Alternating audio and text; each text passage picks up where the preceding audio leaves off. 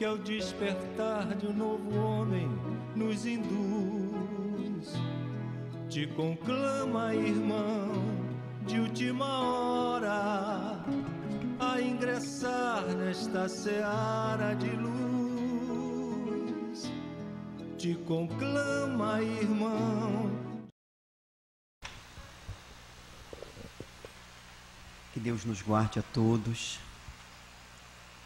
nos enseje muita paz, permitindo que os bons espíritos conosco aqui permaneçam, sustentando os nossos propósitos de reflexões. Nesta noite festiva, deste momento, nessa região, em que os grupamentos espiritistas se reúnem em instantes de confraternização.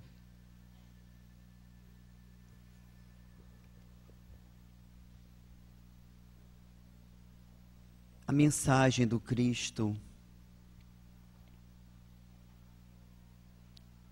em todos aqueles que travam contato com ela representa um convite à renovação de hábitos, de comportamentos, de posturas diante da vida. E interessante é observarmos que a presença de um Messias na Terra foi cantada nas tradições religiosas mais longínquas. Na China milenária, vamos encontrar referências em torno de um ser transcendente que vinha trazer uma mensagem de renovação. Na Índia milenária, um avatar que apresentaria ao mundo as ideias de esperança, de paz, de fraternidade. Na intimidade dos templos iniciáticos do Egito, se encontra presente a ideia de um Deus encarnado, com a tarefa de trazer uma mensagem de esperança e renovação às criaturas.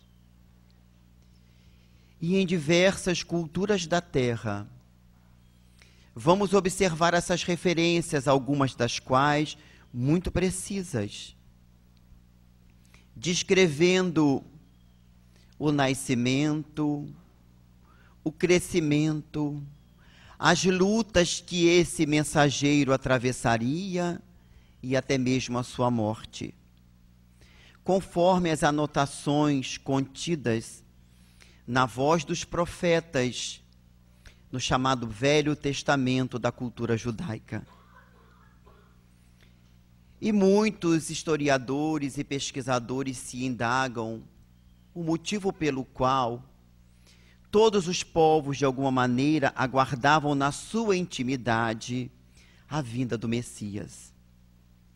Na grande maioria das vezes, esperavam um conquistador que daria poder, que estaria revestido de púrpura e de ouro, que viria trazer o destaque para aquelas comunidades e nações. Antes da sua presença, a terra conheceu inúmeros conquistadores que, em verdade, não conseguiram lograr, viver a mensagem que as letras antigas afirmavam que o verdadeiro Messias viria trazer. Desde os conquistadores das castas faraônicas do Egito, passando por Dario, o rei dos persas, Cambises, e tantos outros que no passado conquistaram regiões, Alexandre Magno da Macedônia, praticamente dono do mundo conhecido. Nenhum desses conquistadores conseguiu viver a mensagem de pacificação. Todos foram sanguinários, destruíram povos, escravizaram nações, exploraram criaturas. Não conseguiram demonstrar que tinham o amparo da divindade para aquilo que realizavam, embora muitos deles se colocavam na posição de verdadeiras divindades encarnadas. Mas por que os povos de diferentes regiões da Terra, em suas tradições mais antigas, falam da vinda de um Messias, de uma mensagem de pacificação? Para compreendermos isso, foi necessária a informação do mundo espiritual. As criaturas necessitamos aguardar que os milênios transcorressem para que as vozes dos céus viessem nos esclarecer o motivo pelo qual diversas civilizações falam de um enviado.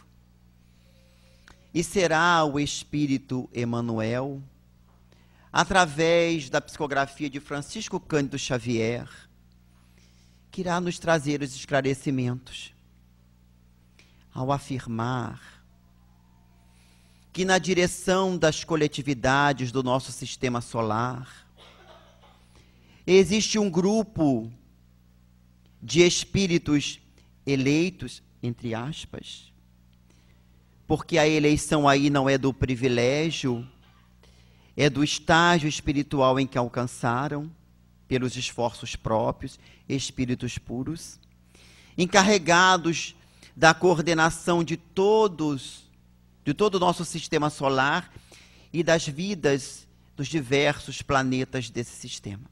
Dentre esses membros divinos, dirá Emmanuel, Jesus é um dos partícipes.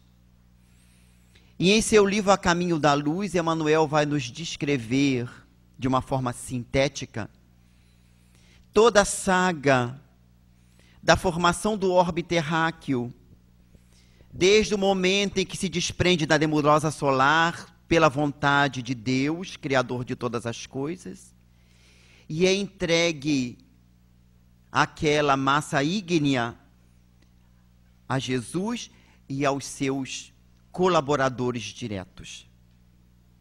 E a partir dali, todo o trabalho de formação do orbe terráqueo irá se desenvolver em milhões e milhões de anos, onde tudo será perfeitamente esquematizado, programado, verificado, tendo como objetivo que aquele orbe servisse de morada a uma pequena parte do grande rebanho do Criador, que seria entregue ao Cristo para acompanhar o desenvolvimento dessas almas.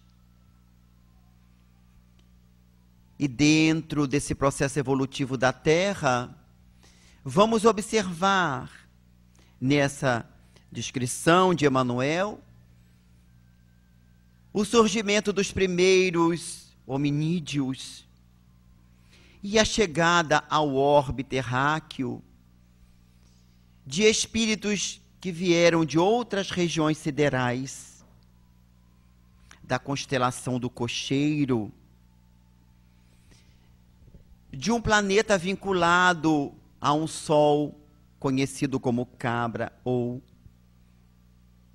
com uma outra denominação, Capela, e que em verdade esses espíritos, em grande quantidade, estavam obstaculizando o progresso daquele orbe que havia alcançado um estágio onde não mais esses espíritos deveriam reencarnar.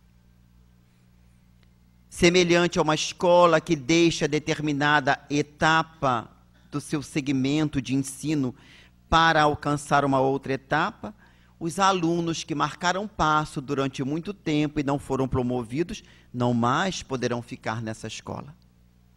Ocorreu isso nesses milênios recuados. E esse grupo de espíritos vieram para renascer na Terra em épocas diversificadas, dando origem a grupos diferenciados de povos espalhados pela Terra. Mas antes de renascerem, segundo informação de Emmanuel no referido livro, A Caminho da Luz, eles tiveram o ensejo de ouvir, no mundo espiritual ainda, a voz do Divino Pastor, a lhes falar das lutas que atravessariam na Terra, no mundo inóspito, ainda com almas aqui renascidas em condições muito primitivas, mas que o empenho e esforço que realizassem seria coroado de êxito, dando-lhes ensejo de retornarem depois ao, entre aspas, paraíso perdido, que tiveram que deixar por responsabilidade própria. E neste encontro com Cristo, ele afirma àqueles espíritos que um dia ele viria pessoalmente para apresentar à humanidade a grande lei da vida, que deve reger todas as criaturas em todos os rincões do universo, a lei de amor. Esta promessa ficou registrada na memória espiritual desses seres. E nas diversas regiões onde mais tarde renasceram, na China, na Índia, no Egito, na região que comporia depois a Judéia, em diversos locais da terra, todos guardaram na intimidade essa promessa. E todos, de alguma forma, possuem no seu contexto histórico-religioso das tradições míticas e místicas, a ideia de um paraíso perdido, da expulsão do paraíso, conforme encontramos na tradição judaica do Velho Testamento, nas figuras simbólicas de Adão, Eva e seus respectivos filhos, que em verdade, relativamente a Caim e Abel, também simbolizam a nossa luta íntima, do equilíbrio com o desequilíbrio, da verdade com a mentira, do bem com o mal, do ajuste com o desajuste. A figura simbólica de Caim e Abel no Velho Testamento traz para nós exatamente aquilo que somos na intimidade. A luta constante com aquilo que ainda somos, daquilo que desejamos ser. Abel representa o bem, o que é nobre, o que é digno, o que é bom. Caim representa o desequilíbrio, o apego às coisas transitórias, a inveja, o ciúme. São representações. Mas em todos os povos vamos encontrar essa realidade. E o tempo transcorreu nesses milênios, até que, sob o império de Augusto, o psiquismo da Terra se altera. Roma, durante algum tempo, consegue permanecer em paz.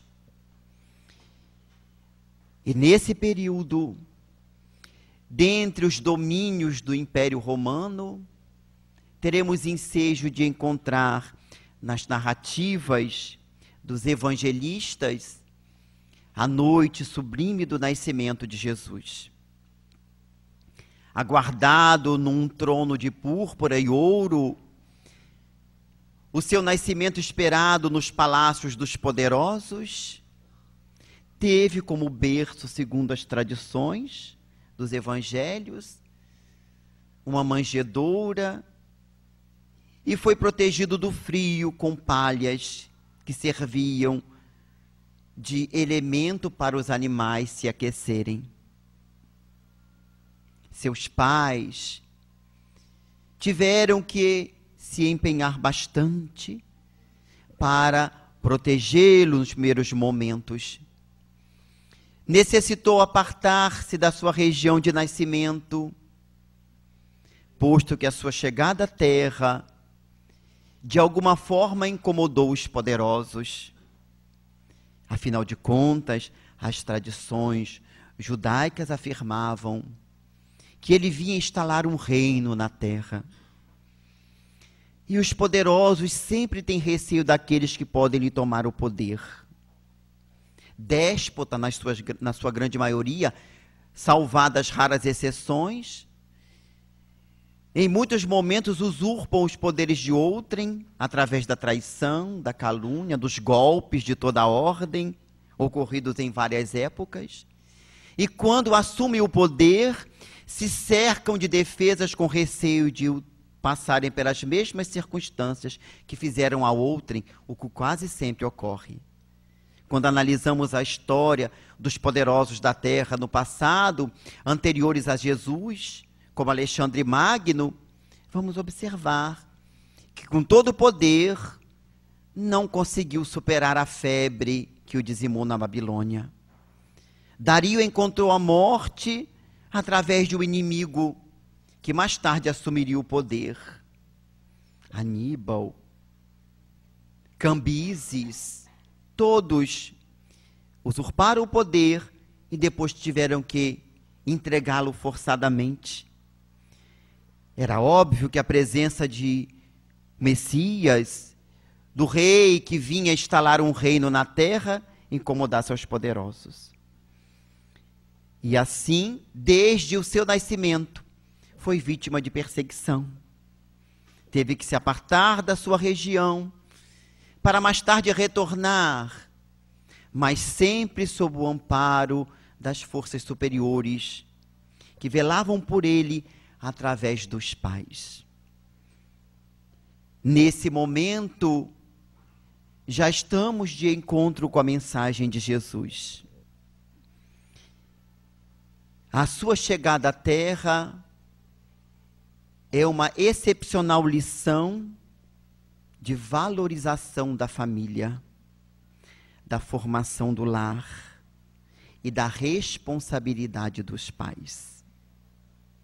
Maria e José não aguardam fenômenos extraordinários para protegerem o filho do assédio nefasto daqueles que queriam ver a sua perda.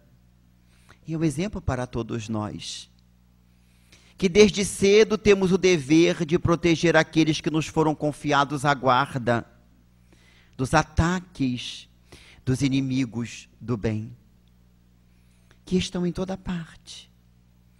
Não são aqueles que lhes querem ceifar a vida física, mas quase sempre são aqueles que lhes querem ceifar os aspectos morais. A importância do cuidado, da atenção desde cedo, porque o processo da educação começa desde antes do nascimento, à luz do pensamento espírita. Porque compreendemos através do espiritismo que o nascimento de uma criança não é o nascimento de um ser novinho, 0 quilômetro, criado naquele momento. O corpo foi produzido no momento do intercurso sexual entre os pais, mas o espírito que ali vai renascer vem de uma longa jornada de acertos e desacertos, figurativamente de Caíns e Abel, reunidos, e Abéis, né? Reunidos uns e outros dentro daquela estrutura, não sabendo nós qual vai estar mais presente. Será um Abel tranquilo, manso, harmonizado, obediente, cumpridor dos deveres? Ou ainda traz a estrutura do Caim, violento, rebelde, agressivo, indisciplinado? Por isso, desde cedo, a necessidade da orientação. E no Evangelho, José e Maria são zelosos em proteger o filho, e quando o perigo iminente passa naquele primeiro momento, retornam para a vida familiar. E durante um largo tempo, Jesus vai conviver com os seus na vida e em família. Até o momento em que surpreende os doutores da lei. E aí é um momento de exemplificação para nós, que na vida todos de alguma maneira seremos questionados por aqueles que estão nas suas posições e temem perdê-las. A presença de Jesus no templo aos 12 anos, criando um conflito entre os doutores da lei, representava isso. A mudança. Alguém que via com uma ideia renovada de amor, de respeito, de compreensão, de perdão, diante dos outros, que aparentemente eram religiosos e cumpridores dos deveres, mas não o faziam como deveriam. Segundo as referências do Evangelho, salvadas as exceções, sepulcros banqueados por fora, mas cheios por dentro de podridão. E quando aquela criança começa a demonstrar a realidade da sua estrutura psicológica, do seu extremado amor, eles se espantam. E um amigo da família adverte os pais: cuidado, seu filho corre perigo, porque ele veio para a derrocada de muitos. Certamente, a vivência saudável perturba e incomoda aquele cuja vivência é desarmonizada. E ao chegar em casa, segundo as tradições do Evangelho, quando ele se aparta da família e é encontrado no templo, há uma advertência maternal. Onde estavas? Cuidando dos negócios de meu pai. Responde Jesus a Maria de Nazaré. E ela, como a boa mãe, educadora, lhe afirma: teu pai é José, a quem deves respeito e obediência. E afirma o irmão X que no dia seguinte, no livro Boa Nova, ele procura o pai para começar os serviços na carpintaria. Porque como rei solar, dirigente espiritual da terra, tinha que exemplificar a conduta familiar. E trabalha com seu pai durante longos anos, mantendo a família, auxiliando.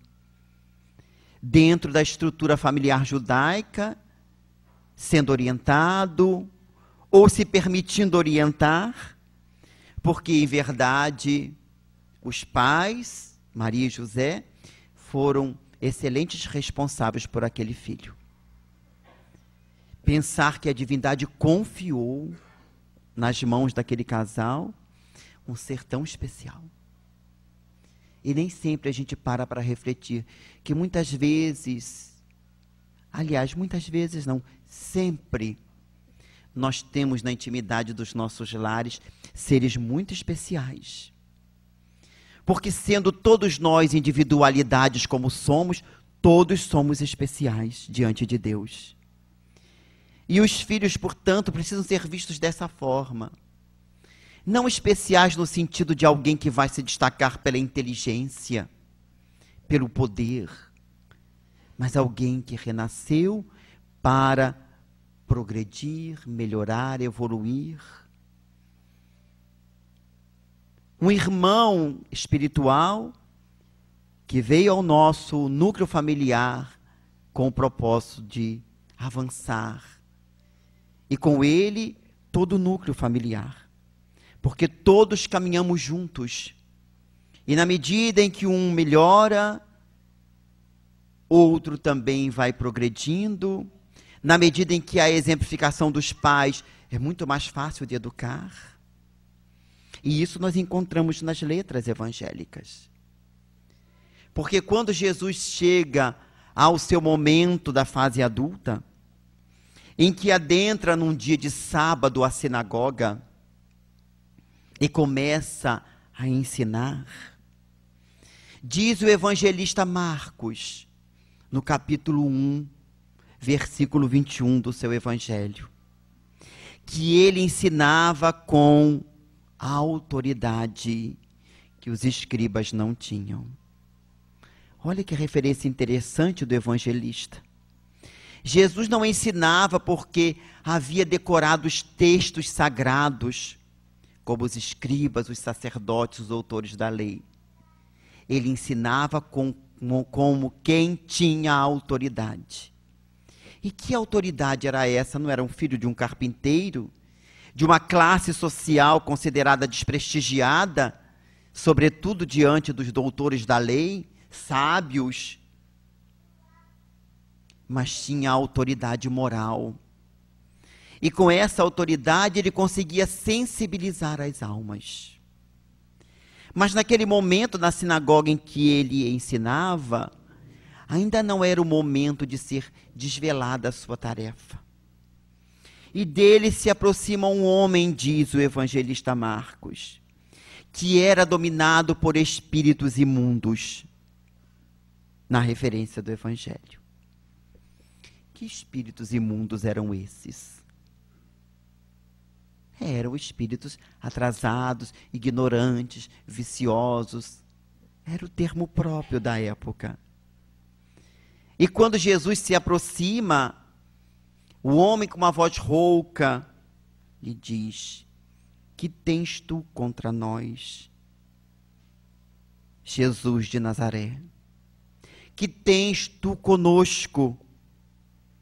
Pois sabemos que és o Cristo, o Filho de Deus. E Jesus determina: cala-te. É muito interessante essa passagem do Evangelho. Pensar que espíritos ignorantes, viciosos, atrasados, tinham plena consciência de quem era aquele ser que tinha adentrado da sinagoga. Como poderia ser? Eles poderiam ser atrasados moralmente, mas não eram atrasados intelectualmente. Conheciam a realidade. Muitos desses espíritos eram aqueles que, em verdade, estavam tentando trabalhar contra a mensagem que Jesus vinha trazer. E como ainda não era o momento de Jesus ser desvelado com a sua tarefa, aliás, em nenhum momento nós observamos isso, uma propaganda excessiva de uma missão, Jesus o manda calar. Como manda que os discípulos se calassem quando testemunham a realidade no Tabor. Quando determinam que os discípulos nada dissessem, no momento em que, indagando-os em torno da sua figura, cada um deles afirmou que Jesus seria um dos antigos profetas ressuscitado. Aliás, uma plena demonstração da realidade da ideia da reencarnação presente na cultura judaica. Porque todos sabiam que Jesus era filho de José e de Maria. Como é que ele poderia ser Jeremias, Isaías ou algum dos antigos profetas ressuscitado, se ele havia nascido de Maria de Nazaré? A ideia da ressurreição aí significa reencarnação. Ressurreição na carne e não da carne. Renascer um novo corpo. Mas Jesus não era nenhum dos antigos profetas. Nunca antes ele havia vindo à terra. Era a primeira vez que ele vinha à terra numa tarefa. E Pedro, sob o império das forças superiores, diz: tu és o Cristo, o Filho de Deus vivo que veio habitar entre nós. E Jesus lhe diz: bem-aventurado és tu, Simão. Não foi o sangue nem a carne que isso te revelou, mas meu Pai que está nos céus. Naquele momento, eles tiveram a confirmação de que Jesus era o enviado. E Jesus lhes afirma que eles se calassem. Nada conteis disto a ninguém. É muito interessante essa questão. Porque nós achamos, em várias épocas da humanidade, os pseudo-missionários que estão por aí cantando as suas missões. Quando aprendemos no Evangelho segundo o Espiritismo, que o verdadeiro missionário é revelado por si mesmo, não faz propaganda da tarefa que tem a realizar. Realiza-a. E a grandeza de Jesus está exatamente naquilo que ele realizou, e não naquilo que foi propalado que ele faria. E mais adiante, quando ele afirma aos discípulos que era preciso ir a Jerusalém para ser preso, julgado e condenado, eles entram em pânico. E Pedro diz: Senhor, não permitireis, apartai-vos de mim. Era o momento de Caim, de Simão Pedro. Não tentai o teu Senhor.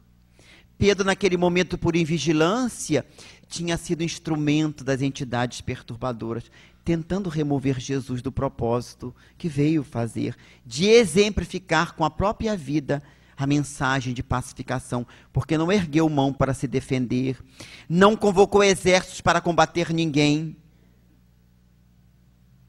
viveu o amor na sua maior grandeza. E narra Mateus 16, 13 e seguintes, de que Jesus então diz aos discípulos: aquele que quiser vir após mim, negue a si mesmo, tome a sua cruz e siga-me. Por quais caminhos? Qual é o caminho de Jesus que ele nos convidou a seguir? Desde o nascimento, a palha para se proteger do frio, a estrebaria, a fuga pelas perseguições, as incompreensões, todo bem realizado, mas mais tarde traído, incompreendido, caluniado, perseguido, julgado arbitrariamente, condenado e crucificado. O caminho do Cristo ainda hoje é o caminho do sacrifício, da abnegação, do devotamento. Esse é o caminho. Do amar incondicionalmente, sem aguardar retribuição. É o amar até se consumir. Essa é a mensagem de Jesus. E aqueles que lhe souberam compreender, viveram integralmente essa mensagem. Há um momento muito belo do Evangelho, quando, uma semana antes da Páscoa, e portanto, da prisão, julgamento e crucificação de Jesus, ele está na cidade de Betânia. A querida Betânia, onde ele sempre, periodicamente, ia estar com os seus queridos, com uma parte da sua família espiritual. Lázaro, Marta e Maria. Eram os irmãos que periodicamente recebiam o Cristo na intimidade do lar. É tão interessante. Cada momento do Evangelho é uma lição para nós. Nossos lares podem ser os lares de Betânia. Podemos receber Jesus periodicamente em nossas casas, se nos prepararmos para isso, fazendo com que os nossos ambientes domésticos sejam agradáveis, acolhedores à presença do Mestre. Por que periodicamente ele se abrigava no lar de Lázaro, Marta e Maria? Para se refazer das lutas, porque era um local de refazimento, era um lar harmônico, onde os irmãos viviam em harmonia, não viviam disputando situações prerrogativas, não viviam em conflitos, embora as dificuldades naturais do ambiente doméstico, superadas pelo amor frater, pelo amor fraternal. E naquele dia, ele não vai se abrigar no lar de Lázaro. Ele aceita o convite de Simão, o ex-leproso.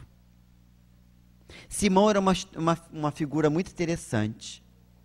Era um homem rico, publicano, adorava convidar pessoas para banquetes. Mas não era qualquer pessoa. Eram aquelas pessoas que de alguma maneira se destacavam na coletividade. Parece que hoje em dia ainda tem muito Simão publicano, não é? Quantas pessoas convidam os outros para se projetarem através dos seus convidados e serem destaques na mídia social, para receberem os louvores, os elogios. Simão era assim, queria receber todo mundo que era importante, porque ele se projetava. Jesus vai à sua casa, mas Simão não faz o que deveria fazer. Não oferece a água para as porções, nada. Recebe aquele homem como uma pessoa exótica. E nesse momento, segundo a referência do Evangelho, nós vamos observar que Maria, irmã de Lázaro, porque este não é o momento narrado por Amélia Rodrigues relativamente à mulher de Magdala, é um outro momento. Maria, irmã de Lázaro, entra no recinto do banquete, trazendo uma ânfora de perfume muito caro, perfume de nardo, 325 gramas de nardo, que custava aproximadamente o salário de um trabalhador do campo durante um ano. O perfume era muito importante na sociedade judaica. As mulheres poderiam usar 1/3 do seu dote para comprar perfumes e preparar a noite de núpcias. Algumas delas, para, de alguma maneira, evitar os odores naturais de uma região árida, desértica, usavam um artifício nas sandálias, feito de couro, um pequeno recipiente de couro com perfume, que era preso sob o dedão do pé. Não me pergunte como, mas elas conseguiam. E quando surgia um pretendente, elas apertavam pisavam em cima daquele coisa feita de couro, mal costurado, obviamente, e aquilo arrebentava e o aroma se volatizava e elas conseguiam encantar pelos perfumes. Mas não era privilégio das judias, não. A história do perfume é milenar. 1330 a.C., Sete I, que governou o Egito, teve que suportar a primeira greve que se conhece na história, por causa da ausência de essências perfumadas dos seus servidores. Mais adiante, em 1300, nós vamos encontrar também Ramsés II passando pela mesma situação, de ter uma greve de trabalhadores pela ausência de essências perfumadas. O perfume tem sua história longínqua. Aliás, o nome tem origem na referência perfumus, pela fumaça, porque os nossos ancestrais primitivos imaginavam que com a fumaça se erguia também aos céus as súplicas aos deuses. Então queimavam cascas, folhas, flores perfumadas, que dariam origem mais tarde aos incensos, que até hoje muita gente queima achando que vai levar as preces a Deus pelo incenso, né? Volatiza, desaparece e Deus escuta. Tem origem aí. E as judias utilizavam do perfume. Mas esse momento na casa de Simão é extraordinário, porque Maria oferece aquilo de mais valioso que ela tinha. Tão valioso que Judas dirá: meu Deus, que desperdício. Poderia ser vendido e alimentar muitos pobres. Tadeu faz um cálculo que quase 3.000 pobres poderiam ser alimentados com o vidro de nardo que Maria quebrou. E Jesus diz: os pobres sempre os tereis, mas a mim nem sempre. Porque muitas vezes nós justificamos deixar de realizar algo do sentimento por causa do valor pecuniário que aquilo possa ter. Naquele momento, Maria representava e exteriorizava o seu grande amor fraterno por aquele homem. Judas se preocupou com dinheiro. E os judeus maliciosos imaginaram que ela estava fazendo uma proposta nupcial em público, já que o perfume era utilizado também para o encantamento. Mas ela não se preocupou com isso. Ela realiza o que o seu coração dizia que tinha que fazer. Porque no íntimo, ela sabia que seria a última oportunidade que ela teria de contato com o Mestre. E Jesus diz: por que admoestais esta mulher? Ela prepara o meu corpo para o sepultamento. Nenhum dos discípulos percebeu essa afirmativa de Jesus. Na maioria de nós também não percebemos. O mundo espiritual nos adverte que é chegado o momento, muitas vezes, daqueles que convivem conosco estarem adentrando já quase a realidade espiritual, e nós fazemos ouvidos moucos, não procuramos ouvir. Perdemos a oportunidade de demonstrar o nosso afeto, o nosso carinho. Aí quando passa, por que eu não fiz? Se Maria tivesse esperado a semana seguinte, não teria ensejo, que Jesus já estaria morto fisicamente, né? Ela realiza aquilo naquele momento. E Jesus diz que aquilo que ela fez seria lembrado em todo lugar onde o Evangelho havia de ser divulgado. E é verdade. E ela preparou antecipadamente o corpo do Cristo, sim. Porque depois da morte de Jesus, ele não passou pelas tradições judaicas de ser inumado com essências perfumadas, nada disso. Foi enrolado num sudário e colocado numa caverna recentemente adquirida por José de Arimateia, segundo as referências do Evangelho. Então a mulher de Betânia faz algo extraordinário. E a mensagem de Jesus seria cantada pelos primeiros servidores de sua causa, seus discípulos, através da vivência. Porém, as criaturas humanas, em muitos momentos, esquecemos as advertências do Cristo.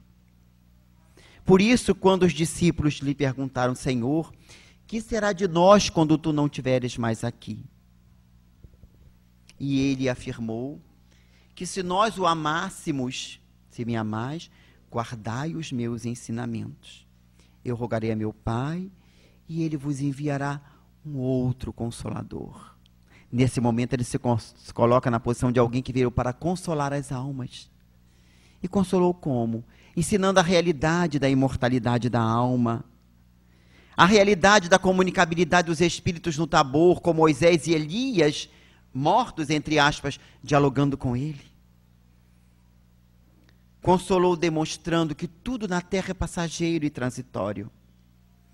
O que é permanente é aquilo que guardamos no coração, que ninguém pode usurpar de nós. São os valores da alma. Eu rogarei ao Pai, e ele vos enviará um outro Consolador, o Espírito Verdade, que o mundo ainda não pode conhecer, nem poderia. Faltava o desenvolvimento do conhecimento científico para entendermos a realidade da vida. Jesus fala da imortalidade, da comunicabilidade, mas não explica determinados elementos que dependiam da evolução da criatura humana. Quando Nicodemos te pergunta: como é que eu posso voltar ao ventre de minha mãe para nascer segunda vez? Como ele ia explicar isso? Como é que se processa o fenômeno do nascimento, da gestação?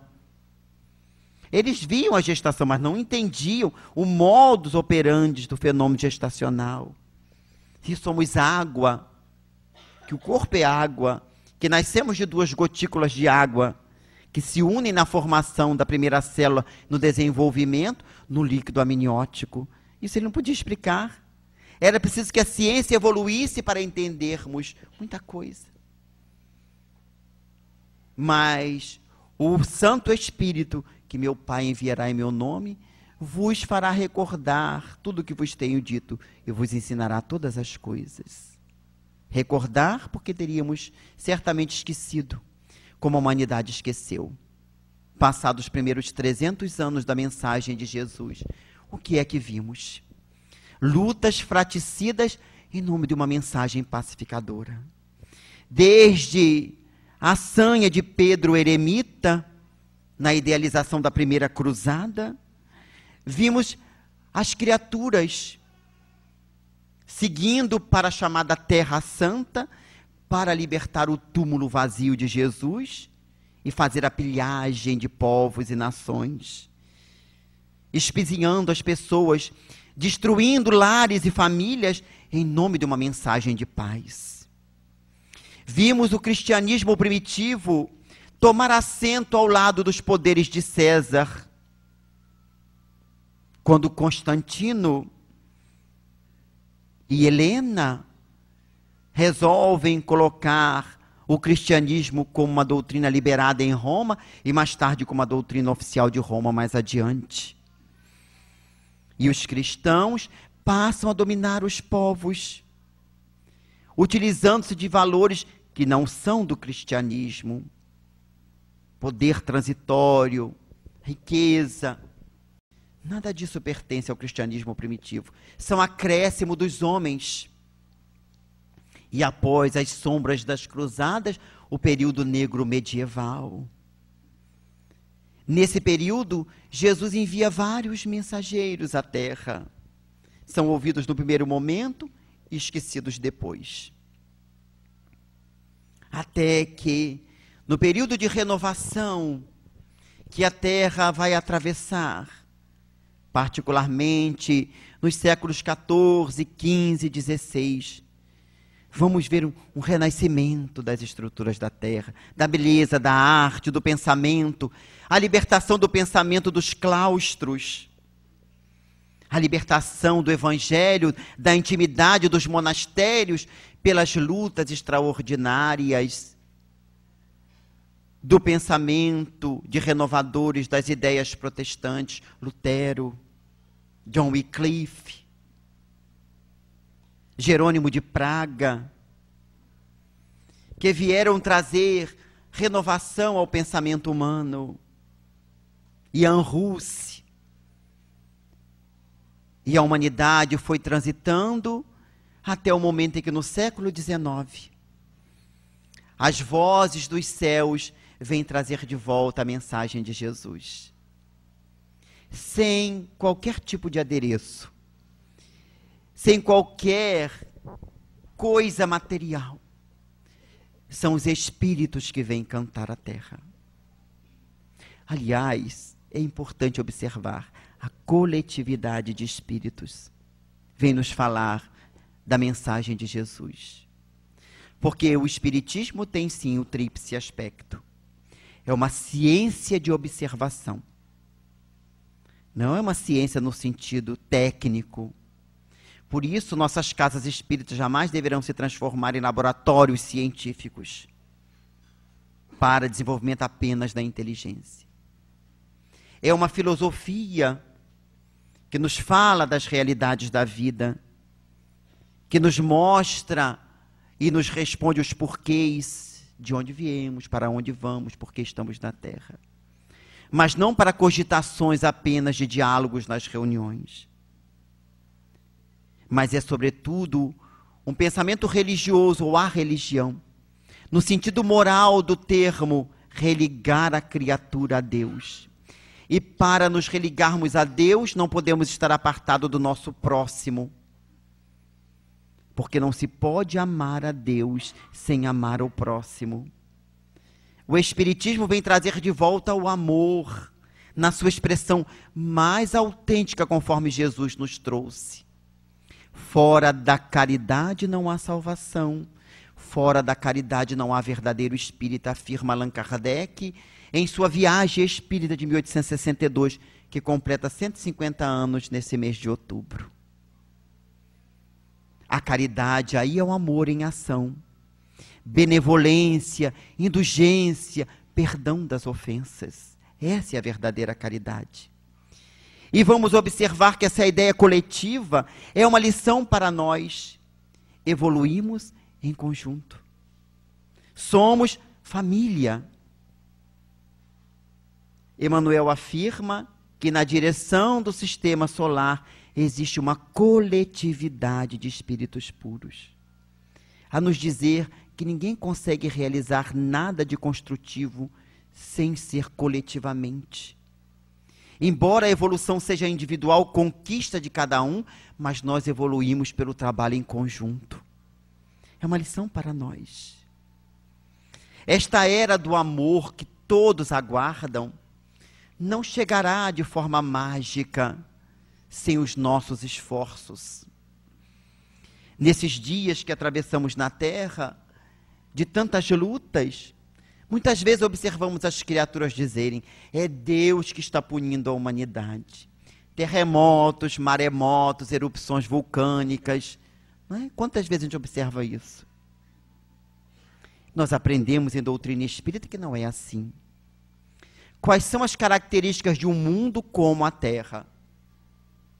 Um mundo onde existem essas dificuldades naturais.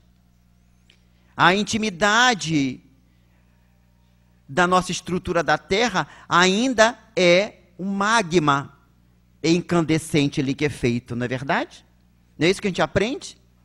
Em cima do qual as placas estão se movimentando constantemente. E nos choques das chamadas placas tectônicas, nós temos os terremotos, que dependendo da profundidade da localidade, geram os seus efeitos maiores ou menores.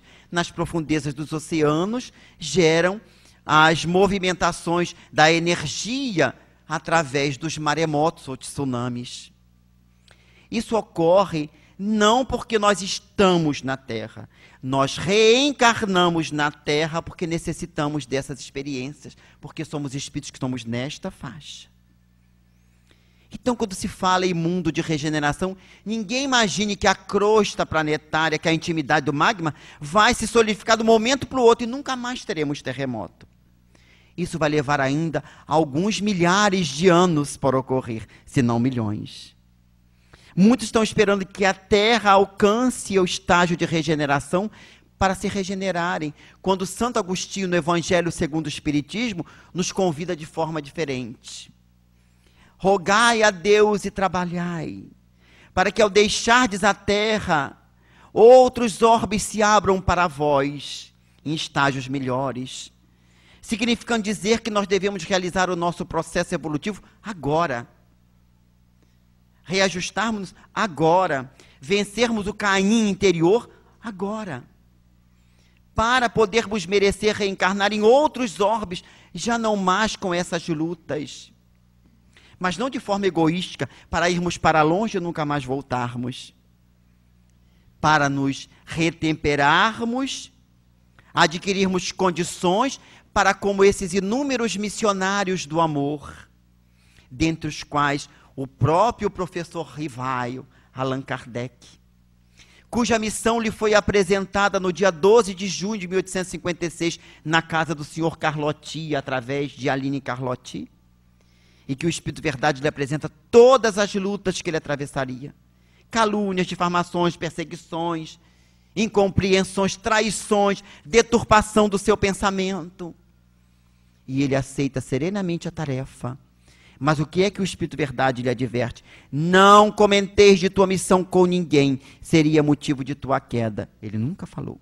Nós conhecemos hoje porque o senhor Lamarri publicou essa mensagem que estava no birô de Allan Kardec quando ele desencarnou, mas nós não conhecemos por através do codificador. Ele nunca fez propaganda da tarefa a realizar e a realizou de forma heróica.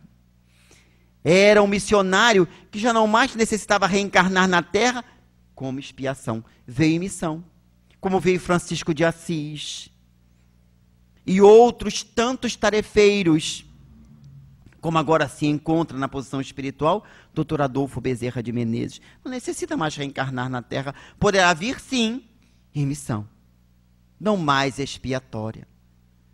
Trabalhemos para lograr conquistar esse estágio evolutivo de melhoria, de progresso, de transformação. Porque a mensagem de Jesus é, sobretudo, a mensagem de autotransformação. E devemos ser cristãos espíritas aonde nos encontramos. Ser cristão e espírita não é estar propagandeando por aí, querendo catequizar as pessoas através de proselitismo. É viver o cristianismo dentro de casa, nas lutas familiares. Sermos cristãos espíritas no ambiente profissional. No comércio, a honestidade, a dignidade, o não à exploração.